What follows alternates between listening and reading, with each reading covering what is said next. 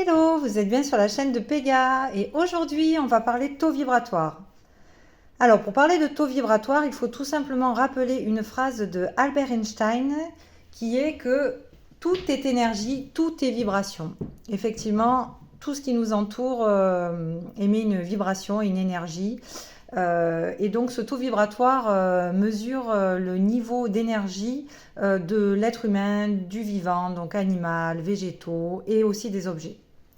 Il est mesuré en unités bovis. Comment on le calcule? On le calcule tout simplement soit avec son ressenti si on est plutôt aguerri ou qu'on a l'habitude, mais en particulier, enfin en général, on l'utilise avec de la radiesthésie. Donc tout ce qui est outils comme pendule, baguette de sourcier, etc. et des planches de radiesthésie. On utilise aussi le test de kinésiologie qui est le test musculaire qui fait un lien entre la tension des muscles et le niveau d'énergie. Il y a d'autres moyens parce que bon voilà, c'est à l'infini, hein. Il y a d'autres moyens, mais voilà les plus courants. Et surtout que c'est Alfred Bovis qui a utilisé le premier son pendule pour donner le taux vibratoire en fait d'un être humain. Voilà, pour la petite histoire. Ensuite, le taux vibratoire dépend de quoi? Il dépend d'abord du mode de vie, de la façon de penser, de son niveau spirituel, de son environnement et encore d'autres choses, de la gestion de ses émotions, si on est en colère, si on est... Donc il varie et il fluctue toute la journée, mais bon, de manière générale, il est important de le garder quand même haut. Alors pourquoi l'augmenter et pourquoi le garder haut? Tout simplement parce que c'est une protection automatique et naturelle, c'est un peu votre bouclier. Pour se protéger des énergies négatives, que ce soit de personnes, de lieux, mais aussi ça va nous permettre de nous maintenir en bonne santé. Un bon taux vibratoire permet de booster ses immunités et de tomber évidemment moins malade et de développer des maladies moins facilement.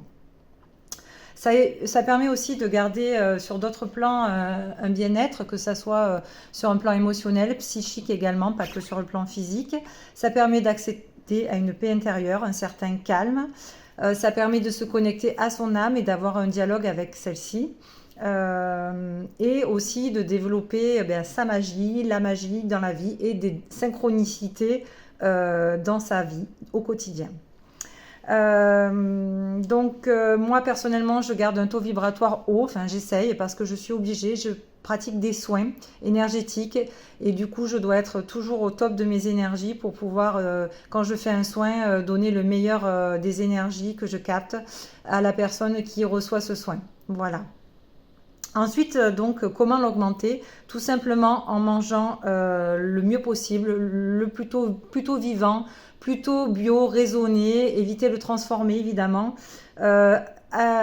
Énergétiser aussi votre eau. Donc là, on peut le magnétiser, on peut la secouer pendant 30 secondes, une minute.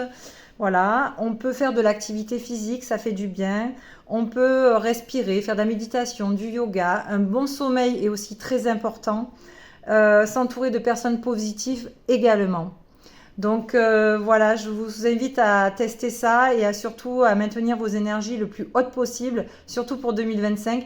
Évitez aussi la télé parce que les énergies, enfin les nouvelles baissent le taux vibratoire.